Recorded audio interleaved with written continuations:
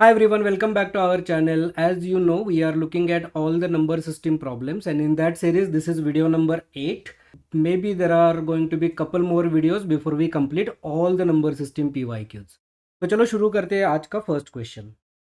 If 15 into 14 into 13 into 12 ऐसा करते करते into 3 into 2 into 1 is equal to 3 raised to m into n, where m and n are positive integers, then what is the maximum value of m?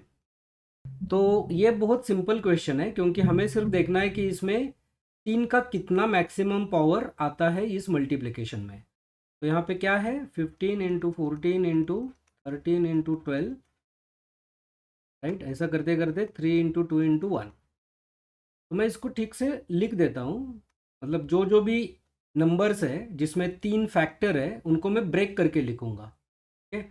तो ये 15 को मैं 3 into 5 लिखूँगा, फिर 14 into 13, फिर 3 इंटू 4, फिर 11, 10, 9 को मैं 3 इंटू 3 लिखूँगा, फिर 8, 7, फिर 3 इंटू 2 6, फिर 5, 4, 3, 2 एंड 1.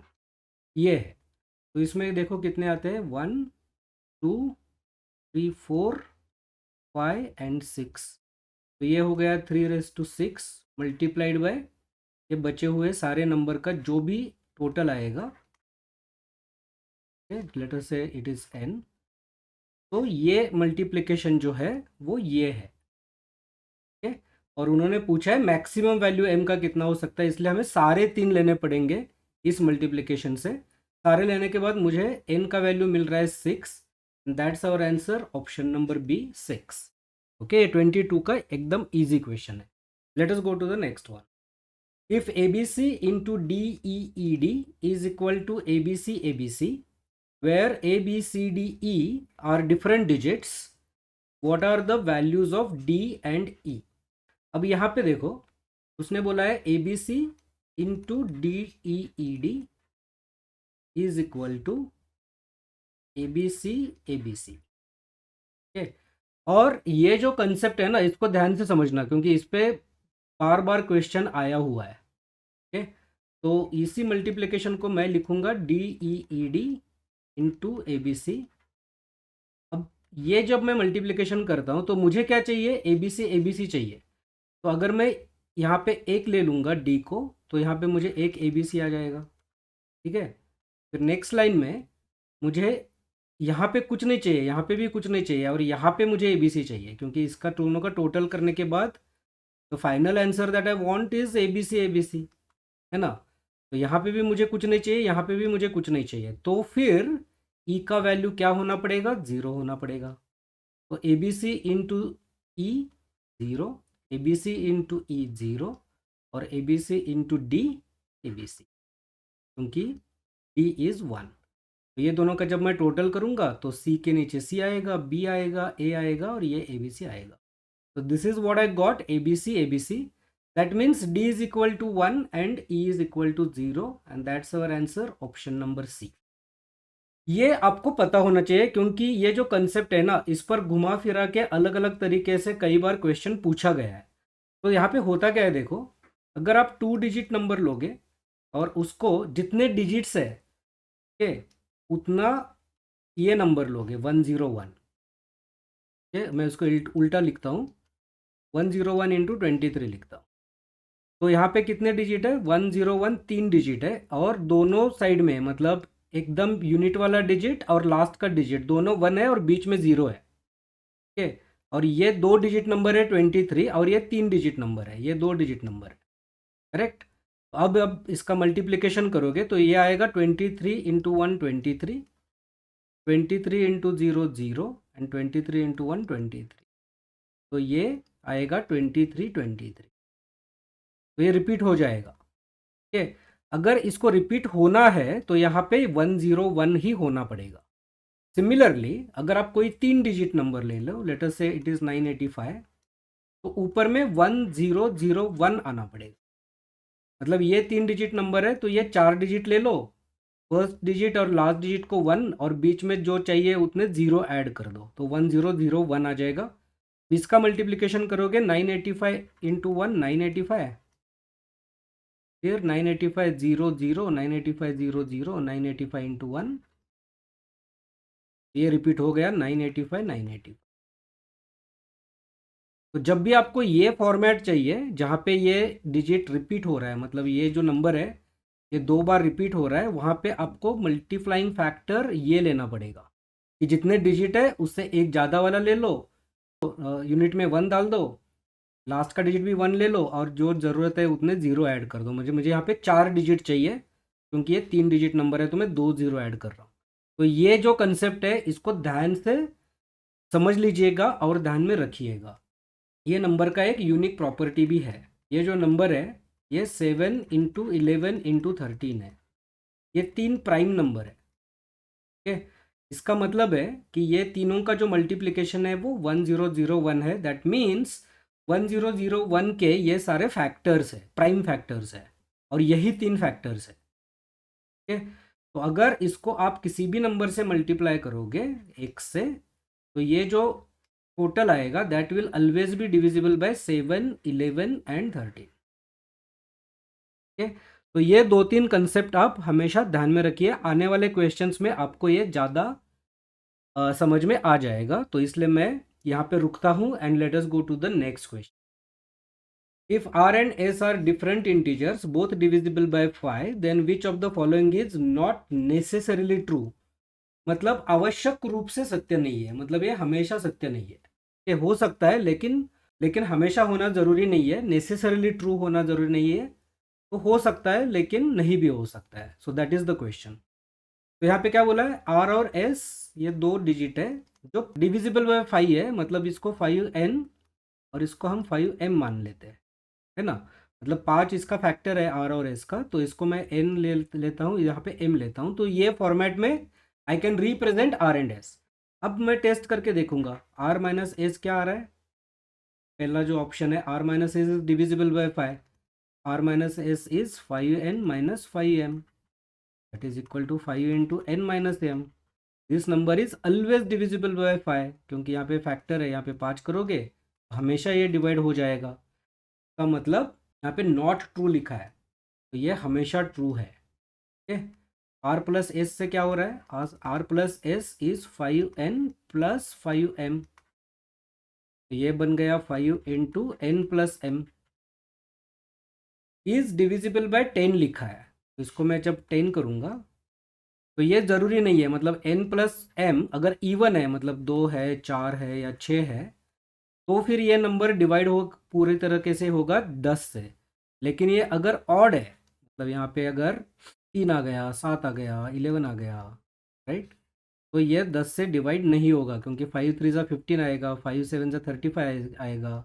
तो n प्लस m का वैल्यू अगर इवन ऑड है तो ये नंबर हमेशा 10 से डिविजिबल नहीं होगा। That means this condition is not necessarily always true, ये हमेशा सत्य नहीं है। हो भी सकता है, जब ये इवन होगा तो 5 इंटू 2 10 आएगा या 4 20 आएगा, तो ये पूरी तरह से डिविजिबल हो सकता है, लेकिन ये ज़रूरी नहीं है कि हमेशा ट्रू हो। चलो नेक्स्ट कंडीशन देखते हैं।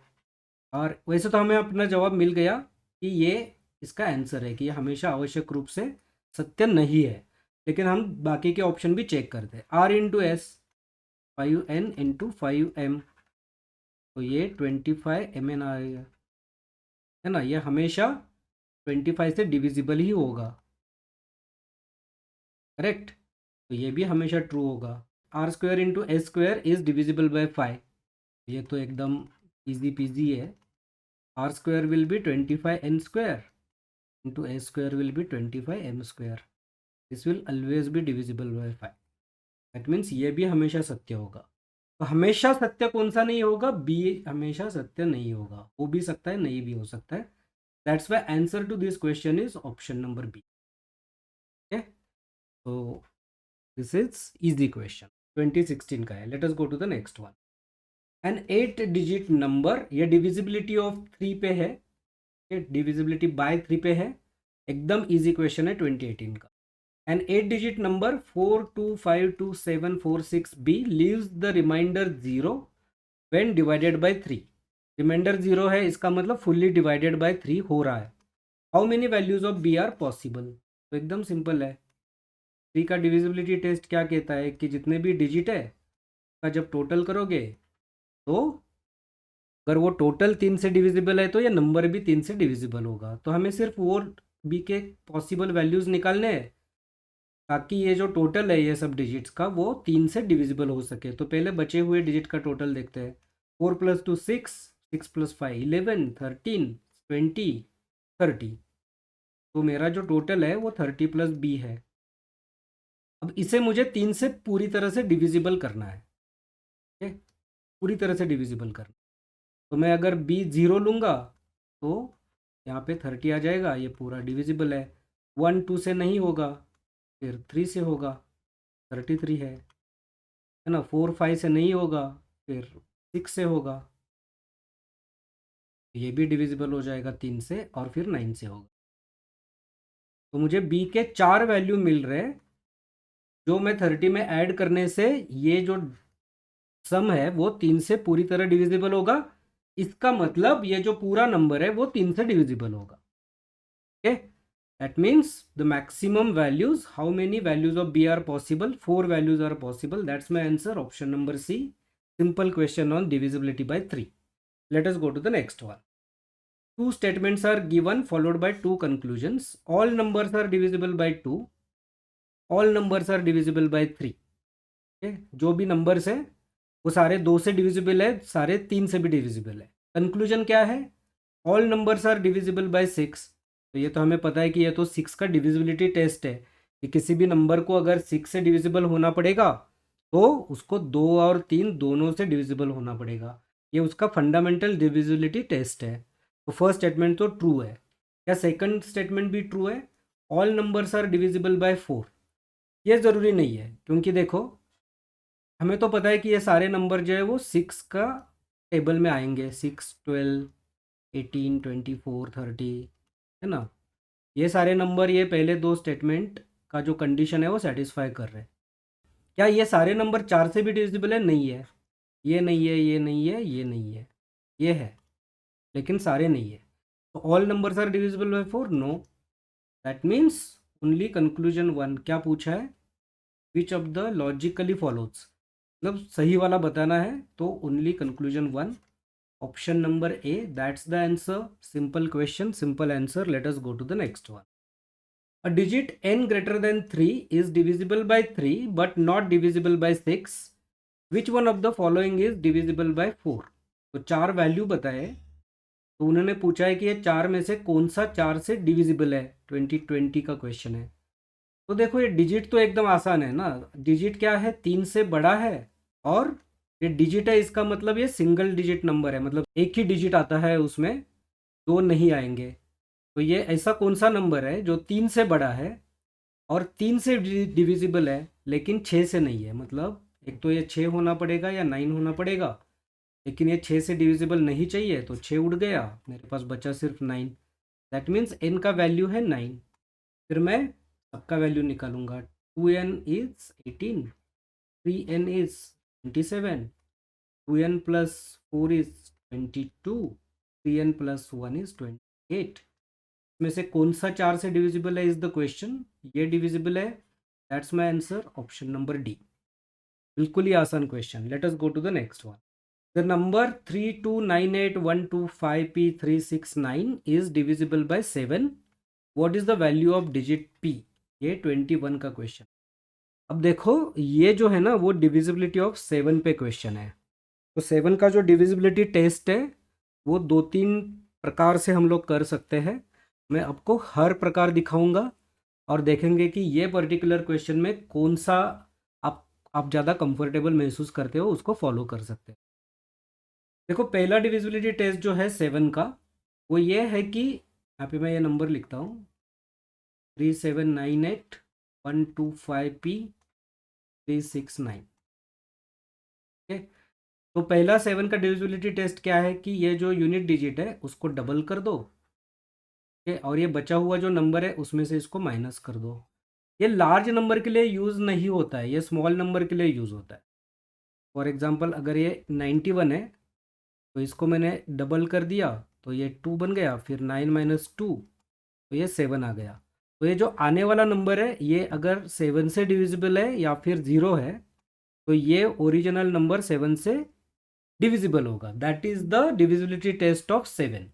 अब ये सिनारियो में ये काम नहीं करेगा क्योंकि हमें ये जो इतना बड़ा नंबर है और उसके अंदर भी हमें ये वैल्यू पता ही नहीं है, तो ये डिविजिबिलिटी टेस्ट काम नहीं करेगा। तो कौन सा करेगा? दूसरा डिविजिबिलिटी टेस्ट क्या कहता है? 379 812 5p 369। दूसरा डिविजिबिलिटी टेस्ट जो 7 और 13 में कॉमन है कि इसके आप लेफ्ट साइड से 3 के ग्रुप बना लो। फिर पहले ग्रुप को प्लस बोलो, सेकंड को माइनस, थर्ड को प्लस, फोर्थ को माइनस, और फिर इसका टोटल करके देख लो। तो मैं क्या करूँगा, 369 और 981 को पहले ऐड करूँगा क्योंकि ये दोनों पॉजिटिव है। तो ये मुझे मिल गया 1350। फिर मैं -37 करूँगा क्योंकि ये अननोन वाला मैं पीछे रखूँगा। -37 किया तो मुझे मिला 1313। अब इसमें से मैं 25p माइनस करूँगा।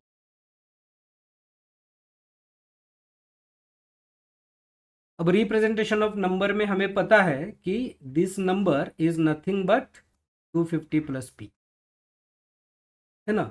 3 डिजिट नंबर ले लो। ओके, मैं लेता हूँ 325। This is nothing but what, 320 + 5, correct. Similarly if this is 25p, ये डिजिट है या ये नंबर नहीं है, 25p मल्टीप्लाइड बाई p नहीं है। This is 25p and p is the digit और उसी का वैल्यू हमें पूछा है। तो ये क्या है, 250 + p है। तो मैं क्या करूँगा, 1313 - 250 करके जो भी आएगा उसमें से -p करूँगा। तो इसमें से 1313 से अगर मैं 250 माइनस करता हूँ तो मुझे मिलेगा 1063 मिलेगा। ओके, तो मुझे मिल रहा है 1063 - p। अब जो डिविजिबिलिटी टेस्ट है वो ये कहता है कि ये जो सम आएगा, this sum should be divisible by 7 और इट शुड बी 0, तब जाके ये नंबर 7 से डिविजिबल होगा। हमें तो पता है कि ये नंबर 7 से डिविजिबल है, इसका मतलब इसको 1063 - p को 7 से डिविजिबल होना ही पड़ेगा। तो अब इसको डिविजिबल 7 से अगर होना है तो मुझे क्या करना पड़ेगा, मुझे 1063 डिवाइडेड बाय 7 करना पड़ेगा और देखना पड़ेगा कि रिमाइंडर क्या आता है। ओके, तो 7 1 ज़ा 7, 3 आ गया 36 हो गया, 7 5 ज़ा 1 बच गया, 7 1 ज़ा तो 6 रिमाइंडर आ गया। इसका मतलब इसमें से अगर मैं वो रिमाइंडर माइनस कर दूं तो वो नंबर 7 से डिविजिबल बन जाएगा। वही रिमाइंडर p का वैल्यू होगा क्योंकि ये पूरा नंबर मुझे डिविजिबल चाहिए 7 से। मुझे 1063 को 7 से डिवाइड करने से रिमाइंडर मिल रहा है 6। तो अगर 1063 से मैं ये रिमाइंडर निकाल दूंगा तो ये नंबर 7 से डिवाइड हो जाएगा। इसका मतलब है कि ये पूरे नंबर को 7 से डिवाइड करने के लिए मुझे 1063 से 6 को माइनस करना पड़ेगा। That means p is equal to 6। That's my answer, option number B. Okay, तो ये होता है 7 का डिविजिबिलिटी टेस्ट। अब आपको मैं और एक मेथड बताऊंगा, 3798 125 p36। तो एक चीट कोड है 7 के डिविजिबिलिटी का। वो ये कहता है कि मुझे इसके नीचे 1 2 3 लिखना है, ये पहले वाला 1 को माइनस लिखना है 1 2 3 में, और आगे का 1 2 3 में 2 और 3 को माइनस लिखना है। फिर वापस यहाँ पे -1 2 3 लिखना है और यहाँ पे 1 लिखना है। इसके आगे एक 9 भी है, और तो ये -1 2 3 आ गया, तो ये 1 -2 -3 आएगा, लेकिन मेरा नंबर 9 पे ख़त्म हो रहा है तो ये -2 पे ख़त्म हो जाएगा। फिर क्या करना है, कि ये दोनों को मल्टीप्लाई करना है, मतलब every column we have to multiply. यहाँ पे आएगा -3, यहाँ पे आएगा 14, यहाँ पे आएगा 27, 8, -2, -6, -5, पे आएगा 2p, पे आएगा 9, 6, पे आएगा -18। फिर ये जो नंबर आया है, ये जो सम आ रहा है नीचे, उसको ऐड करके जो नंबर आएगा वो 7 से अगर डिवाइड होता है तो ये नंबर पूरा 7 से डिवाइड होगा। और हमें पता है कि ये नंबर तो 7 से डिविजिबल है, हमें सिर्फ इसको 7 से डिविजिबल बनाना है। ऐसा पी का वैल्यू निकालना है कि ये जो नीचे नंबर्स है वो सबका टोटल 7 से डिविजिबल हो सके। चलो देखते हैं। 14 से 3 गया 11, 27, 13, 38, 38 प्लस 8 46, 44, 44 से -6 40, 38, 38 से -5 33, 33 प्लस 9 42, 42 प्लस 6 48, 48 में से -18 इज 30, तो मुझे मिल रहा है 30 प्लस 2p। अब ये 30 प्लस 2p मुझे 7 से डिविजिबल चाहिए, तो मुझे 2p का क्या वैल्यू चाहिए। तो 7 का टेबल हमें पता है कि ये 35 हो सकता है, लेकिन अगर मैंने यहाँ पे 5 ले लिया तो मुझे p फ्रैक्शन में आ जाएगा, क्योंकि ये 2p इज इक्वल टू 5 बन जाएगा, तो मैं यहाँ पे 5 नहीं ले सकता। नेक्स्ट आता है 42। अगर मैं यहाँ पे 42 बनाना चाहता हूँ तो मुझे 2p का वैल्यू लेना पड़ेगा 12, मीन्स p का वैल्यू बनेगा 6। ओके, तो either way you are getting answer as 6, p का वैल्यू होगा 6। तो ये जो कोड है वो 7 के डिविजिबिलिटी के लिए ध्यान में रखना, वरना ये तो कंपलसरी है, ये तो रखना ही है। ओके, बाय द वे ये जो डिविजिबिलिटी का प्रिंसिपल है ये वाला, ये 13 में भी काम करता है। ओके, खाली ये 7 की जगह 13 से डिविजिबल होना चाहिए या 0 होना चाहिए। तो ये दो चीज़ें ध्यान में रखना, then you will be able to solve any problem of 7 का डिविजिबिलिटी और 13 का डिविजिबिलिटी। ठीक है, चलो नेक्स्ट देखते हैं। For any choices of values of x, y and z, ये 23 का क्वेश्चन है। The 6 digit number of the form x, y, z is divisible by. आ गया ना, अभी हमने आपको बताया था कि अगर किसी भी नंबर को, अभी ये x, y, z है, तो इसको 1001 से ही मल्टीप्लाई करने से हमें x, y, z मिलेगा। और हमें पता है कि ये जो नंबर है that is divisible by 7, 11 and 13, क्योंकि ये 3 का मल्टीप्लिकेशन। ठीक है, तो अगर आपने PYQ किए होते तो 23 के क्वेश्चन पेपर में आप ये क्वेश्चन आधे सेकंड में सॉल्व कर सकते थे। Answer is option number D. तो this number XYZ is equal to XYZ multiplied by 1001। तो इस ये 7 से 11 से और 13 सबसे डिविजिबल है, क्योंकि ये नंबर 7, 11 और 13 से डिविजिबल। अच्छा, अगर आप 23 का एग्ज़ाम देते हैं और आपको पता ही नहीं था कि ऐसा कुछ होता है 1001 का कंसेप्ट, तो बहुत ही सिंपल चीज़ है, आप इसमें एक रिप्लेस कर लो बेसिक वैल्यू और सीधा टेस्ट कर। ठीक है, तो 7 का डिविजिबिलिटी टेस्ट अभी यहाँ पे सिंपल है। मैंने आपको क्या बताया, 3 का ग्रुप करना है, तो यहाँ पे ग्रुप हो गया 1 2 3 1 2 3, ये प्लस हो गया, ये माइनस हो गया, तो ये दोनों का टोटल करने से आ जाएगा 0। दैट मीन्स ये 7 से डिविजिबल है और 13 से भी डिविजिबल है। ये हो गया डिविजिबिलिटी टेस्ट 7 और 13 का। 11 का क्या होता है, अल्टरनेट डिजिट्स को ऐड करना है और उसका डिफरेंस देखना है। अल्टरनेट डिजिट क्या है, 1 3 एंड 2, तो ये हो गया 3 + 2 5 + 1 6 माइनस 2 1 3, ये भी हो गया 6। तो ये होना चाहिए 0 या होना चाहिए divisible by 18, sorry divisible by 11। तो यहाँ पे 0 आ रहा है, तो ये 11 से भी डिविजिबल है। That is the divisibility test of 11। ठीक है, कि आप अल्टरनेट डिजिट का सम करो और उसका डिफरेंस देखो। अगर वो 0 आता है या फिर 11 से डिविजिबल आता है तो वो नंबर 11 से डिविजिबल होगा। तो 7 11 13 क्विकली आप ये टेस्ट अप्लाई करके 2 मिनट में कर सकते हो। अगर आपको ये भी नहीं पता तो सीधा डिवाइड करके देख लो, 2 की जगह 2.5 मिनट में कर लोगे। ठीक है, लेकिन कर तो लोगे ही, क्योंकि ये बहुत ही सिंपल क्वेश्चन है। बट ये अगर आपको पता है तो आधे सेकंड में कर लोगे। So I think that's all for this video. तो मुझे लगता है कि अभी अराउंड 15-16 क्वेश्चन बचे हैं, तो मैं 2 वीडियो में उसको कवर कर लूँगा, जल्दी से जल्दी ख़त्म कर लूँगा। तो अगर आपने चैनल को सब्सक्राइब नहीं किया है तो जल्दी से कर लीजिए, क्योंकि एग्ज़ाम बहुत नज़दीक आ रहा है और all these videos are going to be very useful for you. Thanks for watching, I will see in the next one.